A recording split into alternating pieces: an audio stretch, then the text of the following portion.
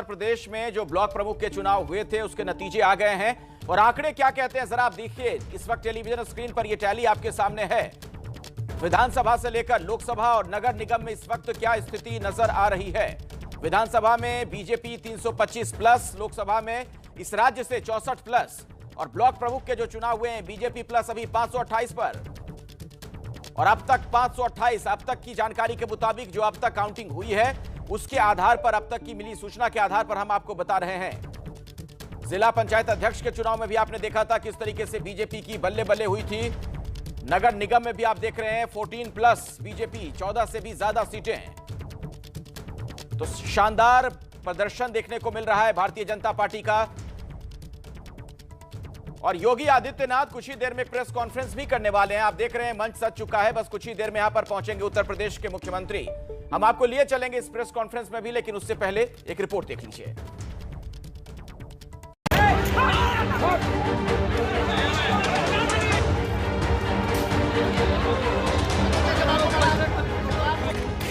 इटावा में ब्लॉक प्रमुख के चुनाव में हुए बवाल में हंगामा करने वालों के आगे लाचार हुआ प्रशासन।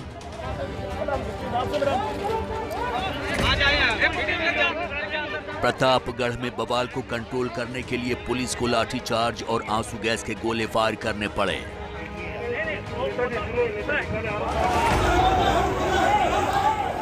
चंदौली में बीजेपी कार्यकर्ताओं के बीच ही मारपीट हो गई।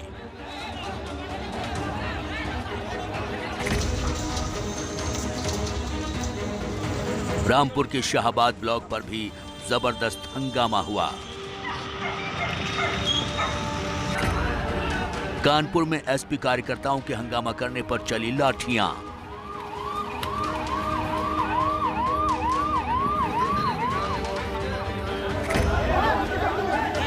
बलिया के बलहरी ब्लॉक में वोटिंग के दौरान हुई झड़प। अयोध्या में संयुक्त मोर्चा के उम्मीदवार को बीजेपी समर्थकों ने पीटा। मारपीट, झड़प और हंगामे की ये तस्वीरें यूपी में हो रहे ब्लॉक प्रमुख के चुनाव की हैं। ये तस्वीरें बता रही हैं कि ब्लॉक प्रमुख का चुनाव भी अब पार्टियों की इज्जत का सवाल बन गया है। शायद जितना जोर विधानसभा और लोकसभा के चुनाव में पार्टियों का दिखता है, अब वही जोर पंचायत और ब्लॉक लेवल के चुनावों तक पहुंच गया है, जिसका नतीजा यूपी में ब्लॉक चुनाव में साफ दिखा।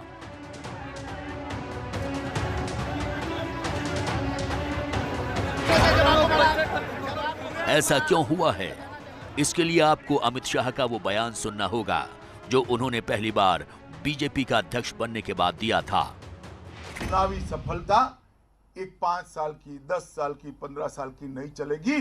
जिस प्रकार से आजादी के बाद कांग्रेस को एक लंबे समय तक पार्लियामेंट से पंचायत से पार्लियामेंट तक 50 साल तक शासन करने का मौका मिला, भारतीय जनता पार्टी के कार्यकर्ताओं ने 50 साल तक पंचायत से लेकर पार्लियामेंट तक विजय ही विजय की कल्पना करनी चाहिए, इसके अलावा कुछ नहीं। अमित शाह ने पंचायत से पार्लियामेंट तक पर कब्जे की जो बात कही थी वो पूरे देश में तो नहीं, लेकिन कम से कम यूपी में तो हो गया है। कैसे, इसे समझने के लिए आपको पूरी व्यवस्था को समझना होगा। इसमें मुख्य तौर पर 4 स्तर हैं। पहला, पंचायत, इसमें जिला पंचायत अध्यक्ष और ब्लॉक प्रमुख का चुनाव है।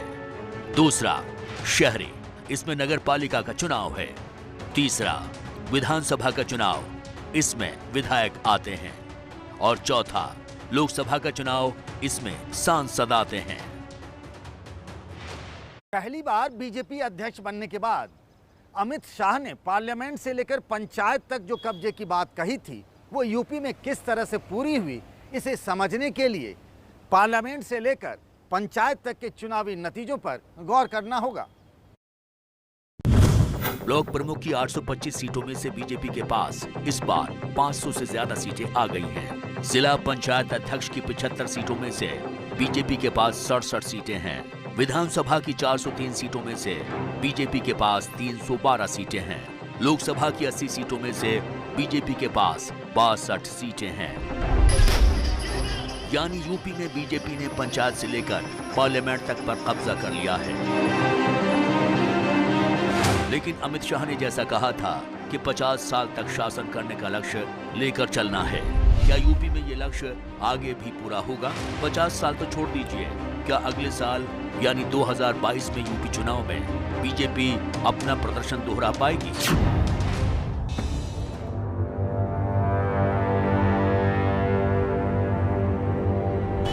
ये चुनौतियां कई रूपों में आई हैं। सबसे पहली चुनौती तो कोरोना की दूसरी लहर में आई तबाही है।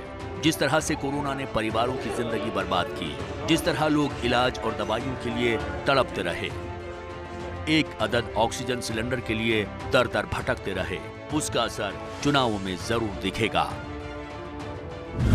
कोरोना की वजह से यूपी में अब तक 22,689 लोगों की मौत हो चुकी है।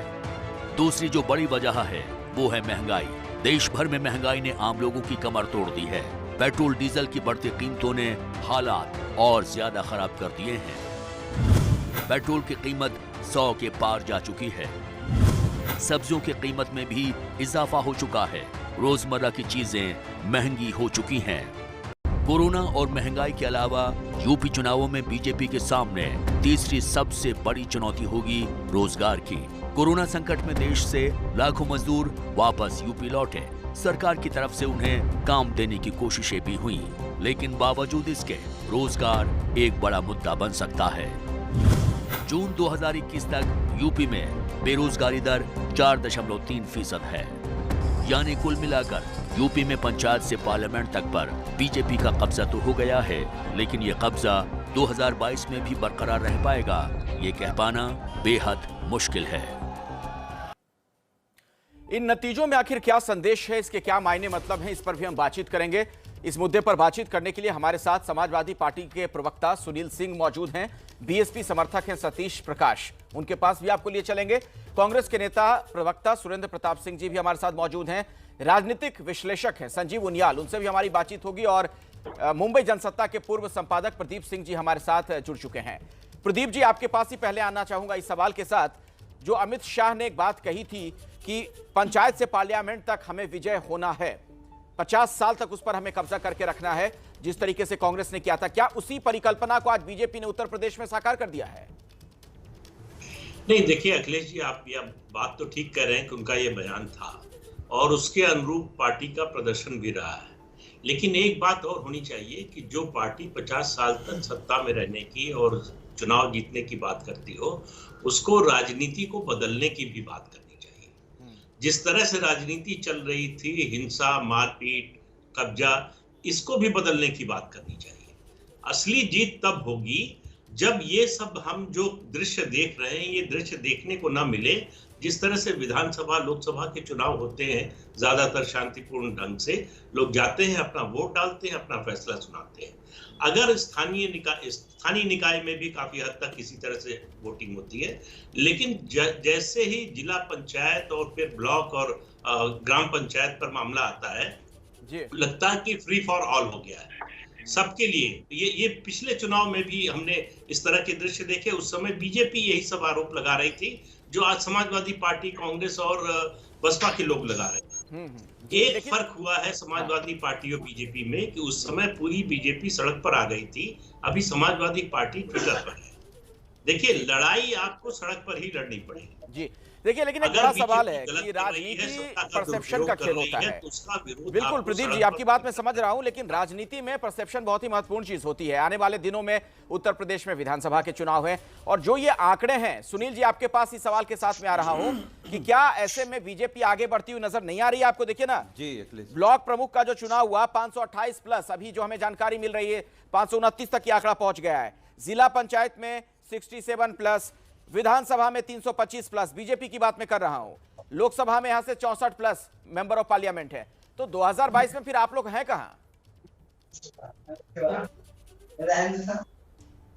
देखिए अखिलेश जी, मैं एक चीज बिल्कुल साफ कर दूं कि ये ठीक बात है कि विधानसभा में वो 300 पार गए, लोकसभा में उनकी बड़ी संख्या है, लेकिन जब जिला पंचायत के चुनाव जनता के बीच होने थे, जब जिला पंचायत सदस्य का चुनना था, जब प्रधानों के चुनाव होने थे, जब क्षेत्र पंचायत सदस्यों के चुनाव होने थे, जब जनता चुन रही थी, जब भाजपा भी जनता के बीच गई, समाजवादी पार्टी भी जनता के बीच गई, दूसरे दल भी जनता के बीच गए, तब भारतीय जनता पार्टी बहुत बुरी तरीके से हारी थी। जनता ने इनको हराया था। जब सवाल जिला पंचायत अध्यक्षी का आया या ब्लॉक प्रमुखी का आया, तो हमारे नेता माननीय अखिलेश यादव जी ने यह जरूर कहा कि जब जनता के बीच भाजपा गई तो हार गई, अब हमारी लड़ाई भारतीय जनता पार्टी से नहीं है। आपको क्या लग रहा है, जो तस्वीरें आपने देखी हैं, हम लोग समाजवादी पार्टी भारतीय जनता पार्टी से नहीं लड़ रही थी, डीएम से लड़ रही थी, कप्तान से लड़ रही थी, पुलिस से लड़ रही थी, भारतीय जनता पार्टी के दुशासनों से लड़ रही थी, दुर्योधन से लड़ रही थी। भ्रष्ट राष्ट्रों की सरकार में यह सच है कि जो दृश्य दिखाई दिए और जिस भी सम्मानित पत्रकार ने सच दिखाने की कोशिश की, आपके भी चैनल के पत्रकार पिटे हैं कन्नौज में, आज भी उन्नाव में पत्रकार पिट रहे हैं, किस तरीके से सीडीओ और भारतीय जनता पार्टी के लोग मिलकर के पत्रकार को मार रहे हैं। आज भी अभी भी डीएम कार्यालय के सामने पत्रकार धरने पर हैं। तो अब क्या योगी जी अपने अधिकारियों के खिलाफ एफआईआर करेंगे? जो इटावा में भारतीय जनता पार्टी के गुंडों ने एसपी को थप्पड़ मारा है, क्या उसका घर गिरेगा, गैंगस्टर लगेगा, उसकी जमीन नपेगी? तो भारतीय जनता पार्टी केवल गुंडा राज कायम करके आप ब्लॉक प्रमुख जीते हैं। आपने पर्चा नहीं खरीदने दिया, ब्लॉक प्रमुख में आप ये आरोप लगा रहे हैं, लेकिन सुरेंद्र प्रताप जी अभी आपका ही चैनल में मैं देख रहा था कि आपने एक बात कही, मैं एक सेकंड में खत्म कर रहा हूं। आपने कहा कि बीजेपी के लोग बंदूक की नोक पर लेकर के आए और वोट डलवा रहे हैं। तो लोकतंत्र को बंदूक की नोक पर चलाना चाहती भारतीय जनता पार्टी।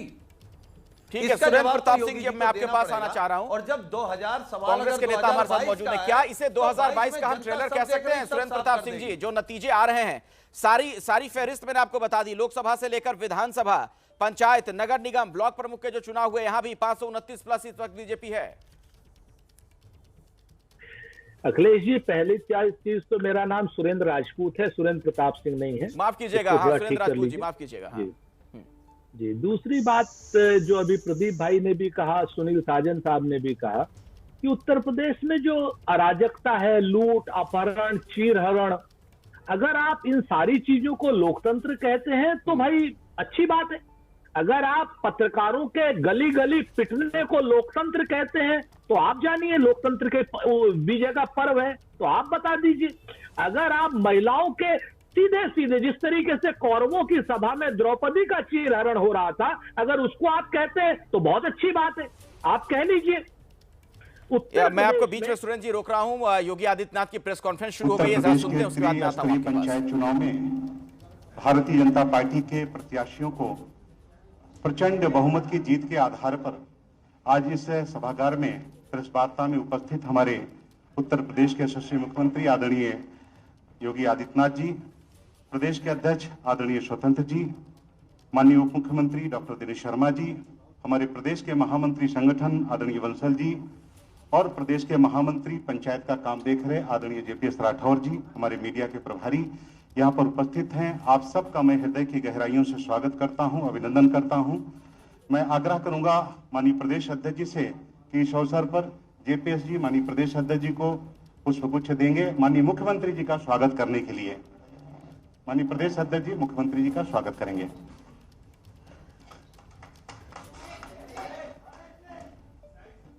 मैं आग्रह करूंगा आदरणीय जेपीएस राठौर जी से माननीय प्रदेश अध्यक्ष जी का स्वागत करने का कष्ट करें। आदरणीय जेपीएस राठौर जी।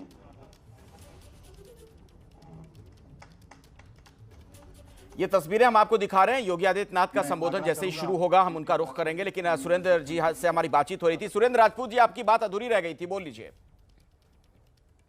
तो जो मैं बात आपसे कह रहा था कि अगर पत्रकार भी, महिलाएं भी कौरवों की सभा की तरीके से, जिस तरीके से कौरवों की सभा में सीधे सीधे द्रौपदी जी का चीरहरण हुआ था, उसके बाद फिर महाभारत में कौरवों का नाश ही हुआ था। अखिलेश जी, आप इस चीज को समझ लीजिए।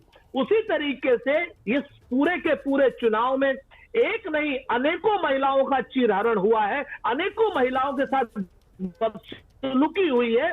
तो इस कौरव की सभा का भी नाश होना तय है, इस चीज को जान लीजिए। ये लोकतंत्र। अच्छा, एक बात बताइए सुरेंद्र जी, एक बात बताइए, ठीक है, मैं आपके आरोपों को अगर सही मान भी लूं, आप सभी लोग विपक्ष के दल, अगर आपको लग रहा है कि इस तरीके से गलत काम हो रहा है, प्रशासन का बेजा इस्तेमाल हो रहा है, तो फिर चुनाव का बायकॉट क्यों नहीं कर देते हैं? क्यों नहीं अदालत में मामले को ले जाते हैं? जनता की अदालत से बड़ी कोई अदालत है अभिषेक? आप बता रहे हैं अखिलेश जी, कैसी बातें करते हैं? तो जनता की अदालत में तो आप कह रहे हैं ना कि चीरहरण हो रहा है, या स्वतंत्र देव जी कुछ बोल रहे थे, सुन लेते। आता हूं सुरेंद्र जी, माफ कल्याणकारी योजना, राज्य के लोकप्रिय मुख्यमंत्री आदरणीय योगी आदित्यनाथ जी का जन कल्याणकारी योजना, उनकी नीतियां गांव, गरीब, किसान, गांव के लोगों ने स्वीकार किया है। चुस्त दुरुस्त कानून व्यवस्था, राज्य के अंदर पहले की जो सरकारें थी और उस सरकार गुंडागर्दी और भ्रष्टाचार के कारण हटी थी, आज आदरणीय योगी जी के नेतृत्व में भ्रष्टाचार मुक्त राज्य, और घर में बैठी बेटी भी कहती है कि राज्य में 12 बजे भी मैं किसी सड़क पर निकल सकता हूं, किसी गुंडे की हैसियत नहीं कि मुझे छेड़ दे। यदि किसी ने गलती कर दिया फिर वह बचता नहीं है, उसको जेल ही मिलता है और कानून का डंडा चलता है। यानी किसी गुंडे को माफ नहीं है योगी सरकार में। इसलिए राज्य के अंदर आदरणीय योगी जी की लोकप्रियता जो राज्य के अंदर है, गांव, गरीब, किसान, झुग्गी झोपड़ी इंसान, आदिवासी, वनवासी का जो कल्याण हुआ है, उसका परिणाम है कि राज्य के अंदर बहुमत से हम लोग, और एक तरह कहा जाए बम्पर जीत भारतीय जनता पार्टी को मिली है। मैं हृदय से जन सामान्य लोगों को, राज्य के सभी लोगों का हृदय से मैं शीश झुकाकर प्रणाम करता हूं, स्वागत करता हूं, और राज्य के परिश्रमी कार्यकर्ताओं का कठिन परिश्रम, जो परिश्रम की पराकाष्ठा की है, ऐसे सभी कार्यकर्ताओं का हृदय से स्वागत करता हूं, वंदन करता हूं। आदरणीय योगी जी का भी हृदय से वंदन, स्वागत करता हूं। आदरणीय योगी जी से आग्रह करता हूं कि आगे की कार्रवाई शुरू करें।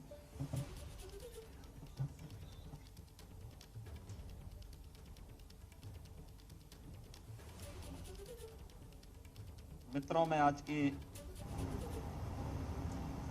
इस पीसी में आप सबका हृदय से स्वागत करता हूं। आदरणीय प्रधानमंत्री जी के मार्गदर्शन में, उनकी प्रेरणा से जो मंत्र आदरणीय प्रधानमंत्री जी ने आज से 7 वर्ष पहले इस देश को सबका साथ सबके विकास के रूप में दिया था, पिछले 7 वर्षों के दौरान प्रदेश के अंदर और पिछले 4 सवा 4 वर्ष के दौरान प्रदेश सरकार के द्वारा गांव, गरीब, किसान, नौजवान और समाज के प्रत्येक तबके के लिए जो योजनाएं बनाई गई, ईमानदारी पूर्वक बिना भेदभाव के समाज के प्रत्येक तबके तक उन योजनाओं को पहुंचाने का कार्य हुआ।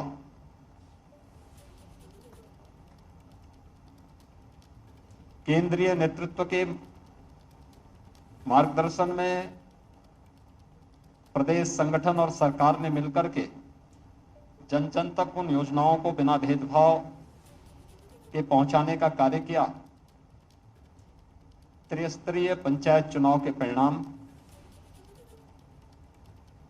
उसके जीवंत उदाहरण है। त्रिस्तरीय पंचायत चुनाव, आज क्षेत्र पंचायत के चुनाव परिणाम सामने आ रहे हैं। हम सब जानते हैं कि 26 मार्च को अधिसूचना जारी हुई थी और उसके बाद 4 चरणों में 15 अप्रैल, 19 अप्रैल, 26 अप्रैल और 29 अप्रैल को ये चुनाव संपन्न हुए थे, जिसमें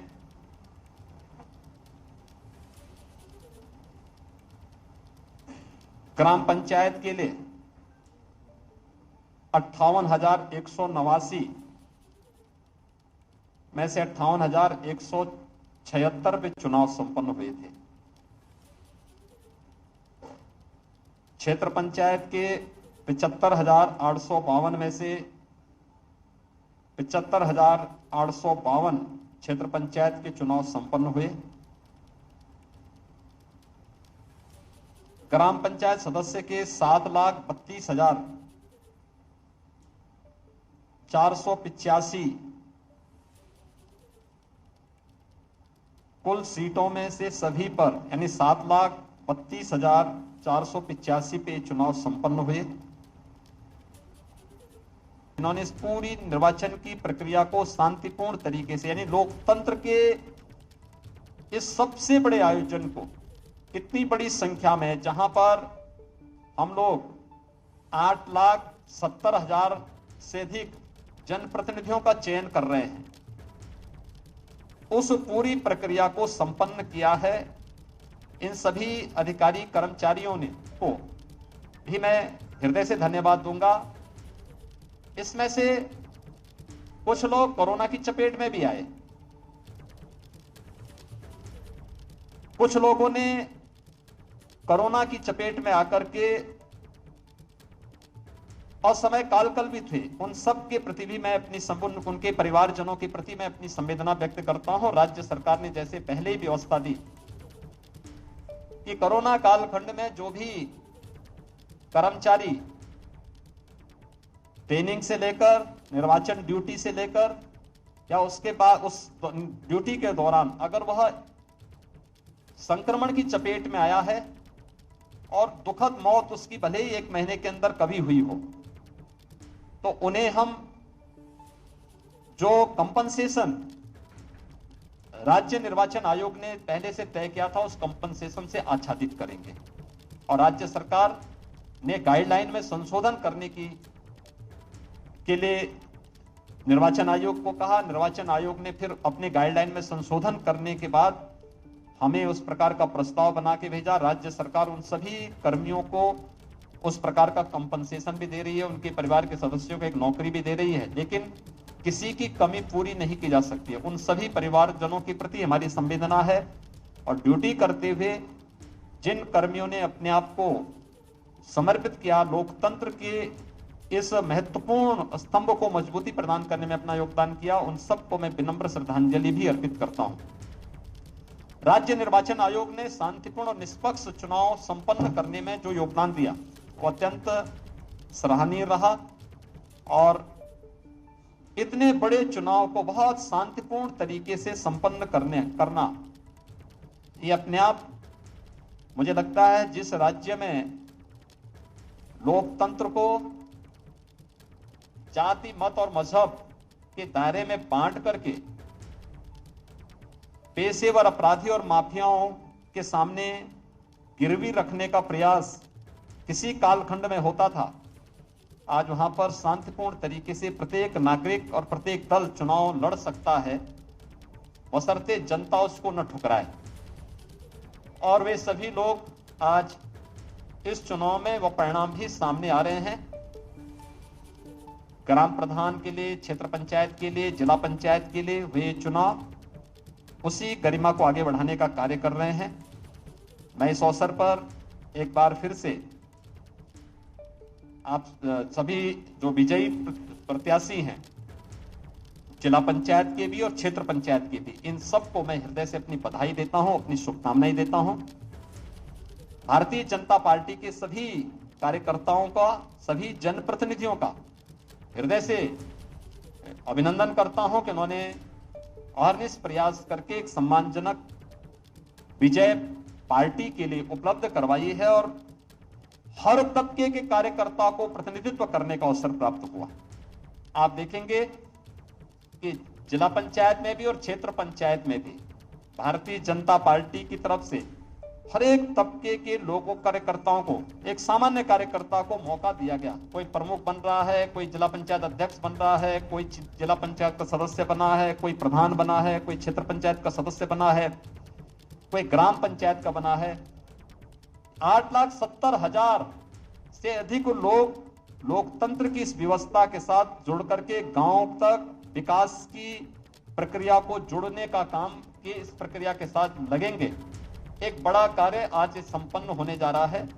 मैं इसके लिए उन सभी कार्यकर्ताओं की मेहनत को और जिन सभी लोगों ने, जो पदाधिकारी, जो जनप्रतिनिधि, जो प्रशासनिक अधिकारी, जो पुलिस के अधिकारी, जो कर्मचारी या जिन लोगों ने प्रत्यक्ष अप्रत्यक्ष रूप से इस पूरी प्रक्रिया के साथ जुड़ करके इस पूरे कार्यक्रम को सकुशल संपन्न करने में अपना योगदान दिया है, उन सबको मैं हृदय से धन्यवाद देता हूं और विश्वास व्यक्त करता हूं कि त्रिस्तरीय पंचायत चुनाव के परिणाम के बाद आने वाले समय में ये सभी त्रिस्तरीय पंचायत से जुड़ी हुई हमारी व्यवस्थाएं विकास की गति को और तीव्रता के साथ आगे बढ़ाने का कार्य करेंगे और केंद्र और प्रदेश सरकार की मंशा के अनुरूप आदरणीय प्रधानमंत्री जी ने देश के विकास के लिए गांव के विकास को प्राथमिकता दी है, गांव को विकास की धुरी बनाया है।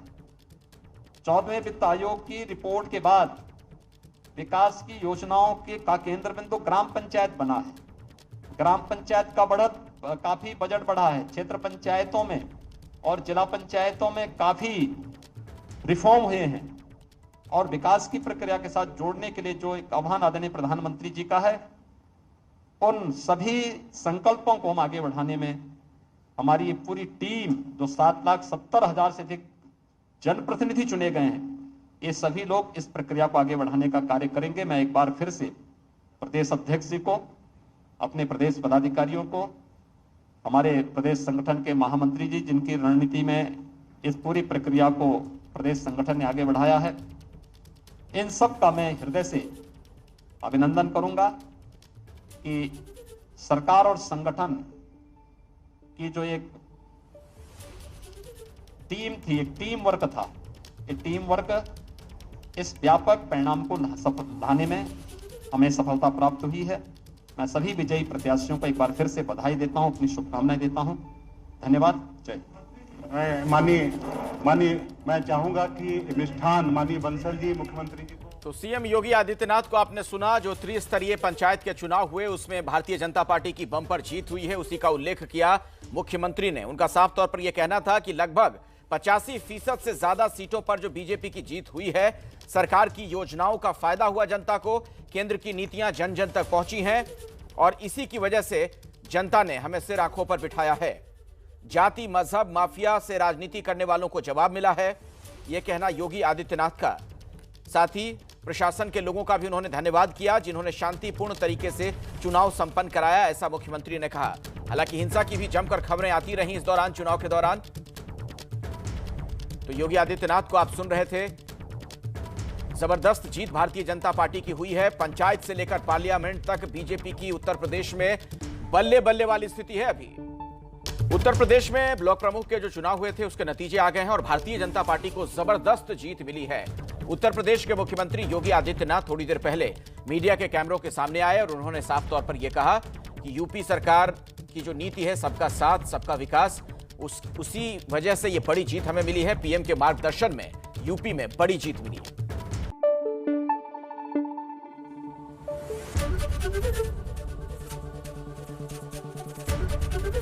एबीपी न्यूज आपको रखे आगे।